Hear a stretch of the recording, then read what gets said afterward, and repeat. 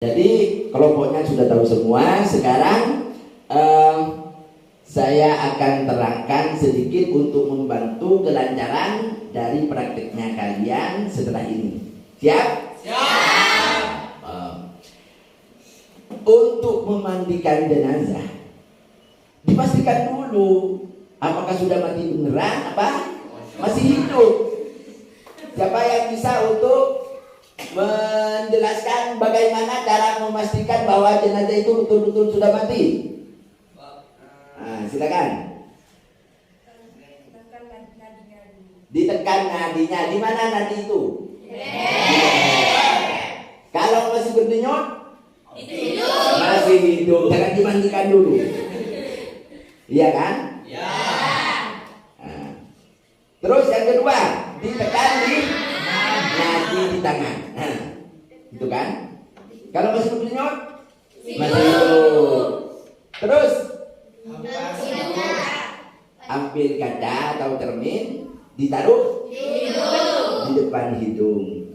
Kalau ada embun, nah, ya. Kalau betul-betul sudah nadi di leher nggak ada, di tangan nggak ada, embun nggak ada di cerminnya, berarti sudah mati. Itu langsung dibacakan apa? Istirja. Istirja itu pengakuan bahwa dirinya kembali kepada Allah. Siapa yang tahu ayatnya?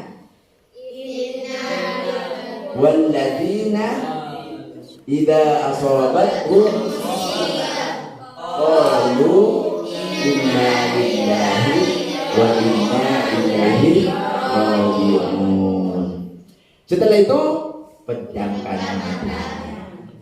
Karena kadang-kadang mata itu melotot. Kenapa melotot? Ada keterangan idza qubidar ruhu tabi'ahul basar. Apabila ruh digenggam, dicabut, maka diikuti oleh mata.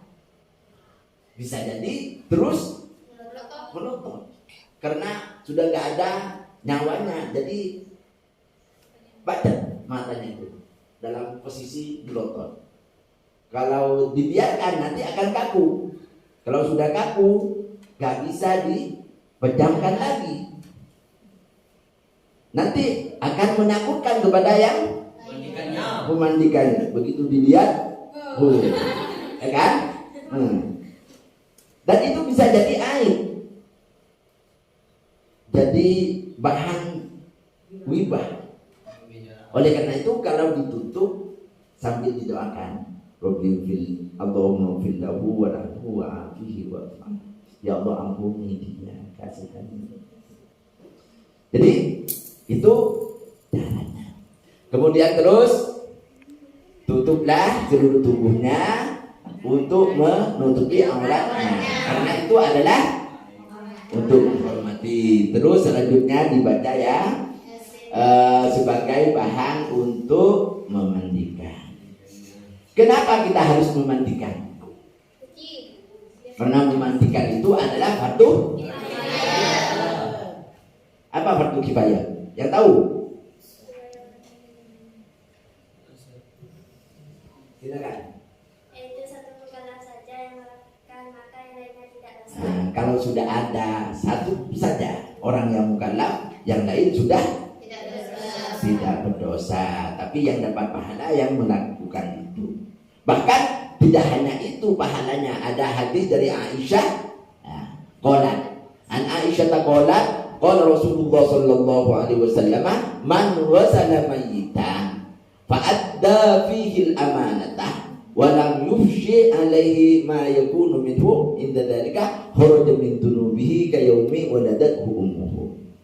Siapa saja yang memandikan orang yang meninggal dan dia bisa amanah, artinya tidak menyebarkan aib-aib yang ada pada jenazah itu, maka dia dihapus dosa-dosanya oleh Allah seperti baru lahir. Mau enggak? Mau. Kita ini kan kelas 2 SMA. Berarti umur 16, 17. dosanya sudah menumpuk itu. Dosanya mata, dosanya semuanya. Itu kalau ditebus dengan memandikan bisa hilang semua. Mau nggak mau? Mau. Oleh karena itu yang semangat, yang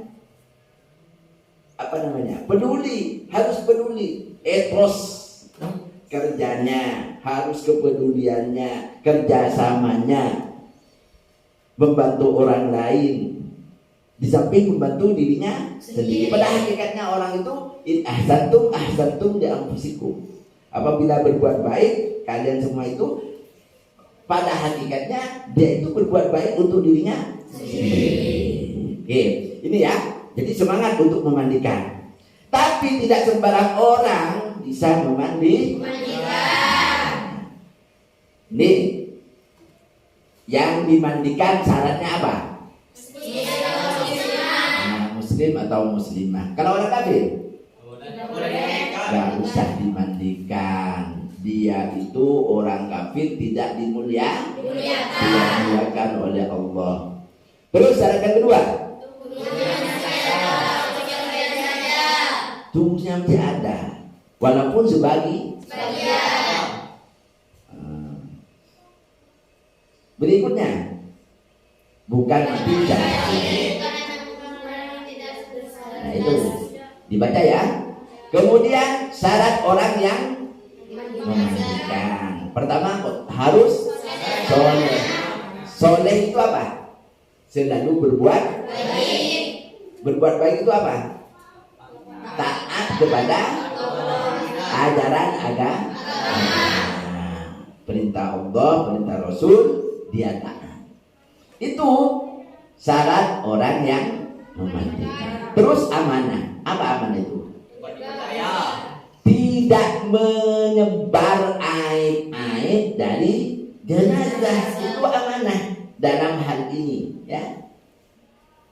Dalam memandikan mayit itu harus amanah. Maksudnya tidak menyebar aib. Terus yang paling penting juga paham tata cara memandikan. Artinya dia itu tahu ini sah, ini tidak sah, ini batal, ini sah dan lain sebagainya. Tahu mana yang paling afdol dan mana yang tidak afdol. Itu namanya paham. Dalam memandikan itu ada cara-cara memandikannya. Ini coba baca satu. Jenazah ditempatkan di tempat yang tinggi. Nah, apa maksudnya? Biar cipratan air tidak kembali ke jenazah. Yang kedua, jenazah dipakaikan basahan. Dipakaikan kain basahan. Jangan dibiarkan tidak tertutup sama sekali. Kain basahan itu biasanya yang tipis, tapi tidak kelihatan orangnya. Kemudian disiram dari sisi kanan. dimulai dari sisi kanan, karena yang afdol itu dimulai dari kanan. Terus keempat, jenazah dibersihkan dahulu dari najis yang melekat. jadi najis dibuang, kotoran-kotorannya dibuang. Kelima, kotoran jenazah dikeluarkan dengan cara menekan perutnya dengan hati-hati ya. Jangan dipompa kayak ban itu. Terus Mensucikan rambut yang kotor. kalau ada rambut yang rontok dicucikan dulu juga, tapi nanti itu diikutkan dalam pengungkapan. Itu dibaca. Kemudian ada niatnya orang yang memandikan, tapi mulai diwudukan. Nah, waitul wudu al-hadal mayyiti fardholillahi. Saya wudu untuk mayit ini fardhu karena Allah Ta'ala. Itu biasa seperti tata cara wudunya orang yang masih hidup. Cuma ini yang niatkan orang yang mewudukan. Ya. dari setelah wajah muka dituang air bersamaan dengan niat. Kemudian setelah itu apa? Membasuh kedua tangan. Terus dimulai dari yang kanan terus ke kiri. Setelah itu sebagian dari dan kepala diusap. Kemudian kalau pakai telinga itu sunat. Kemudian ke kaki, dari kaki kanan terus kaki kiri. Setelah itu terus niatkan memandikan. Memandikannya itu mulai dari menyiram air dari sisi kepala dulu, ubun-ubunnya ya, baiknya seperti itu. Terus bagian diratakan. Paling sedikit itu rata 1 kali, tapi bagusnya digandingkan 3 kali, 5 kali atau 7 kali. Oke. Yang berhak memandikan kalau laki-laki harus laki-laki. Boleh kalau mahramnya, yang lawan jenis boleh kalau mahramnya, tapi lebih baik yang mahram yang sejenis. Kalau ada istri atau suaminya, maka istri atau suaminya itulah yang paling berhak. Oke, ini untuk membantu, barusan itu untuk membantu bagaimana cara memandikan. Sekarang mengafani. Cara mengafani itu kita taruh meja ya, itu atau tempat yang tinggi, kemudian taruh tali, kemudian taruh kafan 1 persatu sampai kalau perempuan 5, kalau laki-laki 3. Itu yang sempurna. Yang wajibnya hanya 1 lembar, yang penting sudah menutupi seluruh tubuhnya, itu cukup. Tapi yang sempurna, yang mendapat pahala lebih kalau sempurna. Seperti ini. Terus dilipat, ditutup dari kanan menuju kiri, kemudian dari kiri menuju kanan, diikat dengan simpul hidup ya. Kemudian kita praktek. Yuk langsung kelompok 1. Itu untuk memandikan prakteknya.